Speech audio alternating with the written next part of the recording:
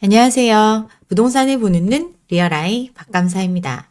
지금 앉아서 20억 버는 게 쉬운 세상이 된 것 같습니다. 사람들이 몇 억을 쉽게 이야기하는 세상, 이런 시기를 우리는 살고 있어요. 100만 명이 넘는 사람들이 로또 청약에 도전을 했습니다. 앉아서 20억 벌기 너무너무 쉬운 거죠. 하물며 이런 도전에 돈 한 푼 들지 않습니다. 손가락 몇 번 까딱해서 신청만 해놓으면 앉아서 20억을 벌 수 있는 기회 얻을 수 있기 때문에 수많은 사람들이 이런 로또 청약에 도전을 했어요. 개포 1단지 무순위 청약이 그거였죠. 생각처럼 돈 벌기가 쉬운 세상 아니죠. 정말 돈 벌기 힘든 세상입니다. 쉽게 벌 수 있을 거란 가능성이 있으면 모두가 앞뒤 안 재고 뛰어드는 그런 시대입니다. 제 주변에도 여기에 도전한 사람들 많이 있는데 물어봤어요. 통장에 얼마 있냐고. 그랬더니 1억 정도 있다고 하는데 되면 그때 생각해 보겠다는 마음으로 100만 명이 넘게 도전을 한 우픈 현실이에요. 돈 있는 사람은 없고 돈 벌고 싶은 사람만 많은 세상이죠. 청약시장도 그래서 그런지 몰라도 양극화가 극명하게 나타나고 있습니다. 예전에는 어느 지역을 분양받든 받기만 하면 돈 벌 수 있다고 하니까 청약시장이 굉장히 핫했는데 돈 안 된다는 분양은 이제 거들떠보지 않으니 미분양이 쌓이고 있습니다.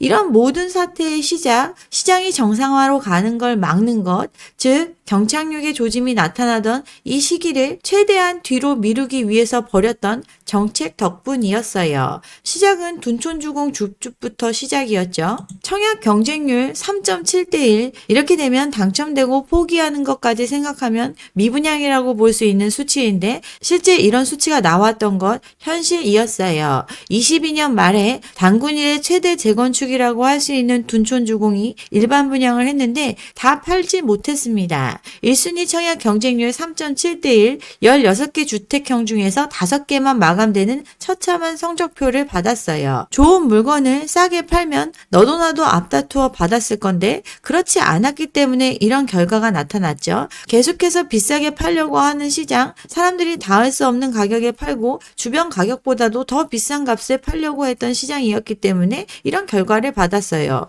부엌뷰 논란도 있었죠. 주방 창문을 통해서 옆집 내부를 볼 수 있을 정도로 동사의 간격이 좁은 사생활 침해가 충분히 예상되는 이런 물건을 비싸게 팔고자 했기 때문에 분양을 실패했습니다. 이 상황을 해결해 준 건 바로 규제 완화였습니다. 무순위 청약을 통해서 물건을 팔 수 있었어요.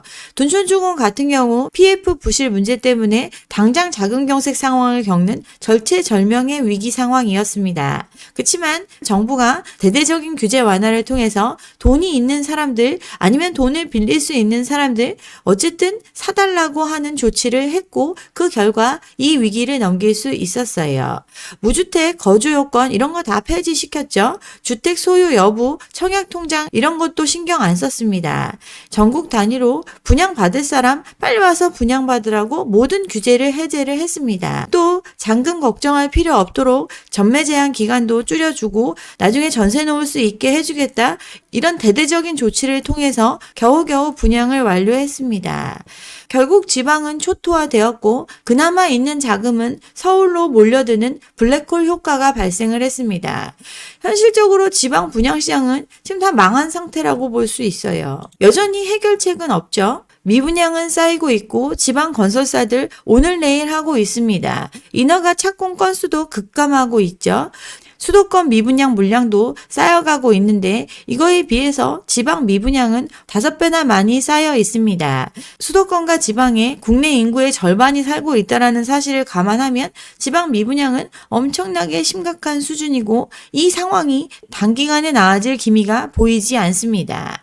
잠깐 얘기하면 서울 같은 경우 인허가 건수 줄어든다고 앞으로 공급 부족 얘기하면서 막 노래를 하고 있지만 지방에는 인허가 건수 줄어드는데 이런 얘기 안 나오죠. 시장에 수요가 없으면 물건을 만들어내지 않는 것, 그게 인허가의 감소로 나타나게 되는 겁니다.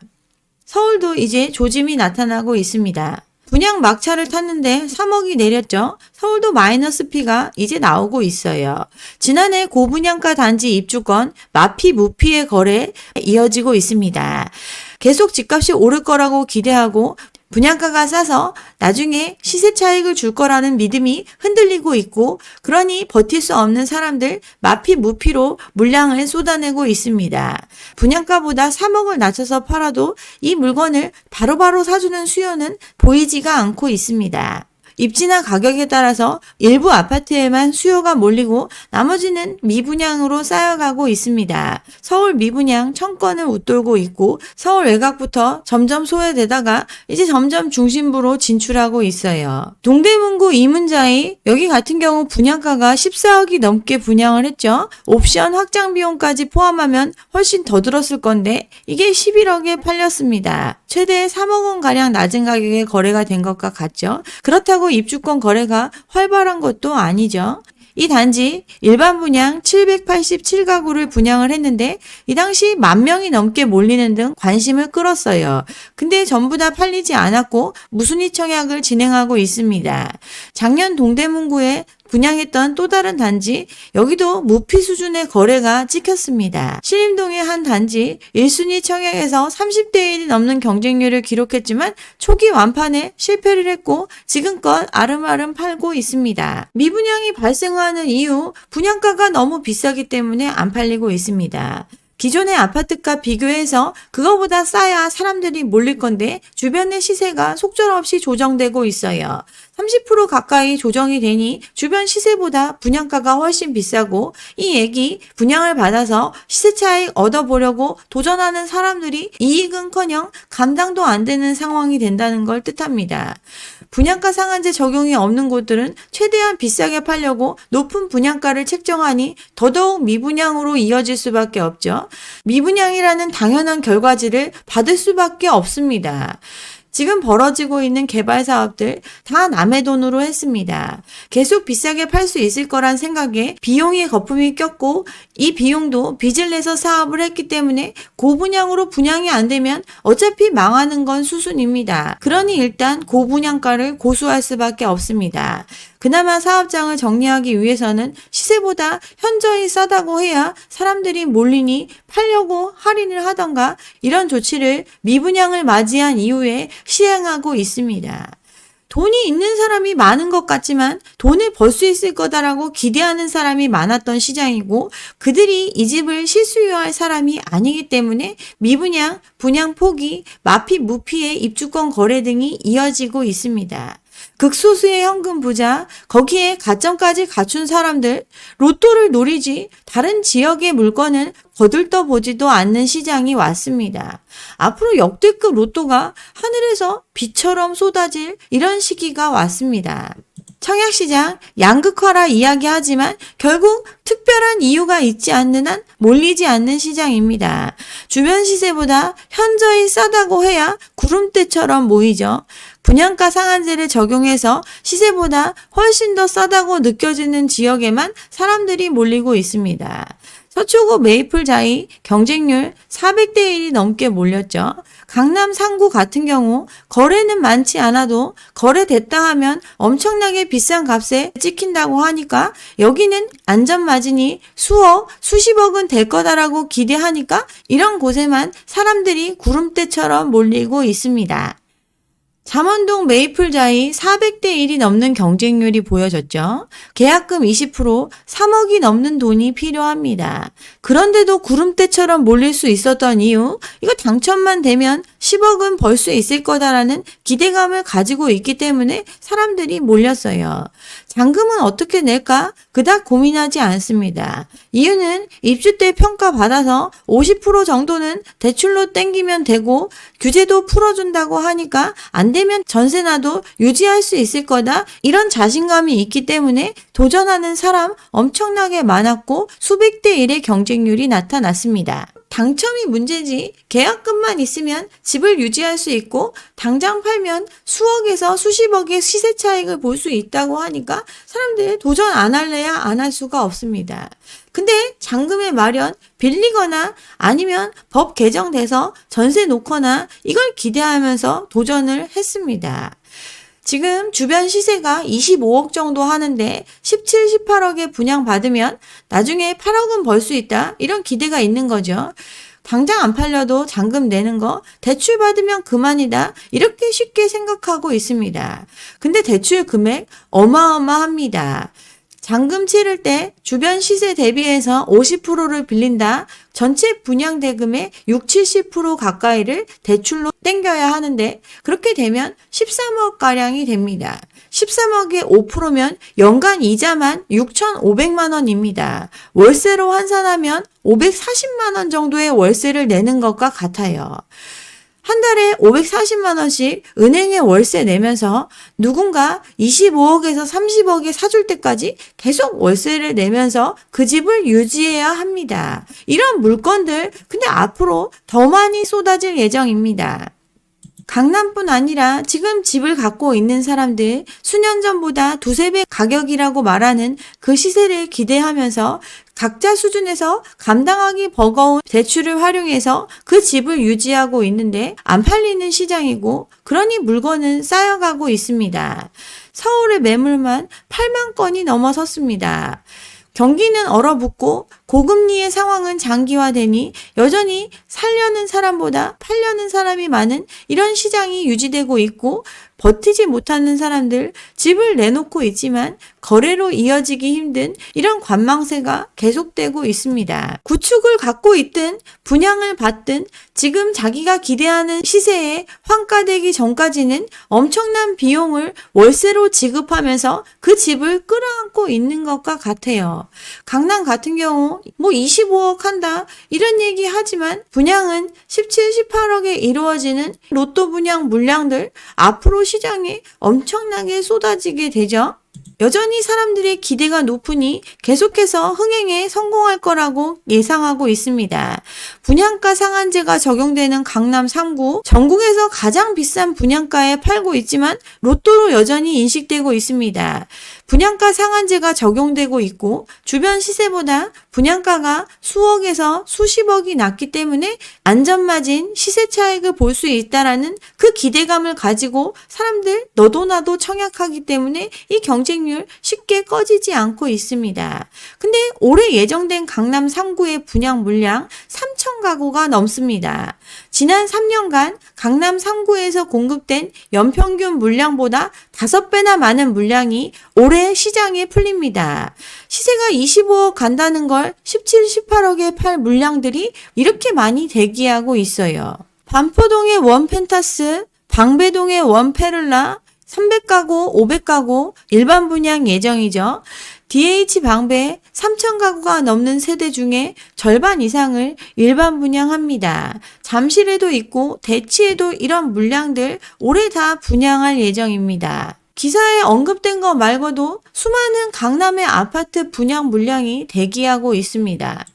반포 아파트 3주구 재건축 2,000세대가 넘는 대단지인데 이 중에 일반 분양 세대수 500가구가 넘습니다. 올해 분양 예정이죠. 청담동의 청담르엘 176세대 공급 예정 올해의 일입니다. 잠실에도 있죠. 잠실르엘 여기도 250가구 가까이 분양을 합니다. 특히나 방배동 같은 경우 수많은 물량 예정되어 있고 그중 대표단지 DH 방배 여기 1600세대가 넘게 일반 분양을 대기하고 있습니다. 올해 예정된 일들이죠. 강남 3구 분양가 상한제 적용을 통해서 시세보다 현저히 싸다는 그 로또 분양 물량들이 올해 수천 채가 대기하고 있습니다. 이뿐만이 아니죠. 용산 시대를 열어갈 한남동에도 대규모 분양 물량이 대기하고 있고 올해 분양 예정입니다. 한남동의 DH 한남 대표 단지죠. 6,000세대 가까운 매머드급 단지인데 여기서 일반 분양 1,000세대 규모가 이루어집니다. 올해 분양 예정이에요. 조합원 분양분까지 고려하면 강남 3구 똘똘한 아파트가 수만 채가 쏟아집니다. 서초 반포 청담 르엘 여기만 해도 8,000가구, 방배 6,000가구, 송파 6,000가구, 한남 5,000가구 이 많은 물량 다 쏟아지는 분상제 적용 고가의 로또 아파트 이 물량들이 대기하고 있어요. 가점 있는 현금 부자 이런 로또 청약 하면 됩니다. 돈 있는 사람이면 무수히 많은 기회가 펼쳐질 이런 시기가 왔습니다. 분양받는 사람, 또 당첨되는 사람들 입장에서는 지금 로또 분양으로 싸게 분양한다는 그 분양가조차 감당할 수 없는 수준입니다. 17, 18억 수백 대 1의 경쟁률을 보이며 분양받는 사람들, 이 자금 빚내지 않으면 해결이 안 됩니다. 현금 부자 같은 경우는 기다리기만 하면 됩니다. 이 수많은 물량 분양받고자 하는 사람 넘쳐나지만 그들 자금 마련할 길이 없습니다. 대출이자 5, 600씩 내면서 이 집을 유지할 수 없기 때문에 대부분 전세로 쏟아낼 수밖에 없죠. 현금 부자 전세 들어가면 됩니다. 시세가 25억이라고 하지만 이들한테 필요한 돈 분양가만큼 빌려주면 되죠. 25억 한다고 하면 분양 17억에 받았으니 27억에 대해서 빌려줄 수 있죠. 전세 시세 12억, 13억 하더라도 전세 20억 설정합니다. 그리고 8억 빌려주면 되죠. 8억에 대해서는 60% 여가세로 운용할 수 있습니다. 전세 신고는 20억 되어 있고 4년간 내 집처럼 쓸 수 있습니다. 그럼 이 집주인 4년 지나면 그 돈 갚을 수 있을까요? 못 갚으면 20억에 그 집의 집주인이 되는 겁니다. 현금 있으면 20억이면 이 집의 집주인이 될 수 있어요. 아니면 계속 그냥 내 집처럼 쓸 수 있는 환경입니다. 싸게 매입을 하거나 고이자의 수익을 누리면서 당당히 그 집을 살 수 있는 건 돈 있는 사람만 가능합니다. 돈만 있으면 선택지는 널려 있어요. 그치만 이거 로또라고 생각하면서 누군가 내가 17억에 분양받으면 25억에 사줄 거다라는 그런 기대감을 가지고 이 집을 유지하는 사람은 대출이자 월세처럼 한 달에 5, 600씩 감당하거나 아니면 전세 놓고 여월세 줘가면서 이 집이 팔릴 때까지 그냥 세금 내고 전전긍긍하며 사는 것, 이런 미래가 기다리고 있습니다. 가장 불행한 사람들, 정부만 믿고 제1영끌, 제2영끌 이렇게 비싸게 산 사람들, 자산이 소각되고 난 후에도 평생 금융노예로 살아갈 집 갖기를 희망하는 사람들, 그들의 이야기입니다. 지금 강남에 수많은 로또 분양이 쏟아질 예정인데 그 로또 분양이라는 집을 소비해 줄 수 있는 실질적인 수요는 없습니다. 요즘 의사 이슈 많죠. 평균 연봉 3억이라고 하는데 3억 정도 벌면 한 달 실수령액 1,700만 원 정도 되죠. 이들도 쓸 거 쓰고 돈 모으면 20년은 모아야 모을 수 있는 돈이 20억입니다. 33세의 의사가 돼서 50대는 되어야 20억이라는 현금을 손에 쥘 수 있어요. 그만큼 돈이 있는 사람이 없습니다. 그동안 강남의 아파트 평당 1억을 당연시 여겼던 그 저변에는 수많은 아파트를 비싸게 팔기 위한 수작질이 있었습니다. 그동안 수많은 아파트를 계속해서 값을 올려가면서 팔 수 있었던 이유, 집값이 계속 오른다는 전제, 그리고 그 집값보다 현저히 싸게 팔고 있다라는 이런 마케팅을 통해서 집을 팔 수 있었는데 결과는 어떻죠? 강남은 평당 1억이라는 그 표준을 가져온 단지 예를 들어 보겠습니다. 계속해서 가격이 오른다고 했지만 실제 거래량은 많지 않았어요. 최근에 거래가 37억 7천을 찍었다고 하지만 거래가 활발하지 않죠? 매물은 쌓여 있습니다. 예전에는 관심을 엄청 받았었는데 이제는 낡은 아파트가 되어가고 있으니 관심도는 떨어지고 있습니다. 계속해서 집값이 오른다고 믿을 수 있을 만큼 가격이 올랐다 노래를 했지만 수요가 다한 시장에서 여기도 맥을 못 추죠. 22년 1월부터 23년 4월까지 한 건도 거래되지 않았습니다. 강남의 아파트는 평당 1억 원 이상의 가치가 있다라는 그 기준을 만든 아리팍, 규제 완화 전까지 단 한 건의 거래도 이루어질 수 없었던 이유, 그 가격에는 이 집들을 채워줄 수요가 없음을 뜻합니다. 사람들 계속 얘기하죠. 신축의 새 아파트를 선호한다. 하이엔드 아파트, 기술의 변화로 계속해서 새로운 집들은 나오고 있습니다. 그렇지만 그 집을 그 가격에 수요해 줄 수 있는 사람은 한정되어 있어요. 돈이 있는 사람, 당장 살 수 있는 사람은 골라서 살 수 있는 시장이 오고 있어요. 그동안 이 뜨거운 상승장을 이끌었던 아파트들 계속 늙어가고 있죠. 제일 먼저 만들어졌으니 제일 오래된 아파트로 변해가고 있습니다. 한남, 방배, 반포, 압구정 그 아파트가 속해 있는 지역뿐 아니라 대체될 수 있는 수많은 똘똘한 한 채들 계속해서 쏟아지고 있는 시장에서 가격을 유지할 수 있을까요? 가능할까요? 신축은 계속되고 있고 돈이 있으면 그 집을 전세가로 계속해서 수요할 수 있는 시장입니다. 20년 동안 새 집에서 살 수 있는 환경이 이어지고 있어요. 근데 그 집을 채워줄 인구는 이제 0.6의 출산율을 기록하며 소멸의 시대로 가고 있습니다. 강남을 예로 들었지만 모든 아파트에 적용될 수 있는 이야기입니다. 그 지역을 수요하는 사람들이 더 비싸게 사줄 거라는 기대로 무리해서 대출받으며 집을 끌어안는 시장입니다. 이들 집값의 조정기를 거치고 있는데 그들이 감당 수준 이상의 빚을 냈기 때문에 버티기가 점점 힘들어지고 시세는 내려오고 있습니다. 나와 똑같은 환경이 아니라 더 높은 금리에 더 까다로운 대출 기준을 적용받는 시대입니다. 신용대출, 전세대출, 온갖 대출을 끌어모으면서 샀던 그 집을 사줄 수 있는 금융환경이 아닙니다. 제2금융권 망하지 않으려고 지금 개점휴업 상태죠. 전세대출 점진적으로 줄여야 하는 상황입니다. 이게 현실인데 불안할 필요 있을까요? 좀 더 지켜보면서 현금을 지키는 것, 그게 지금 우리가 해야 할 일입니다. 네. 여기까지 오늘 준비한 내용이고요. 오늘 영상 좋았다면 좋아요와 구독 잊지 마시고 다음 영상도 함께 해주시기 바랍니다. 감사합니다.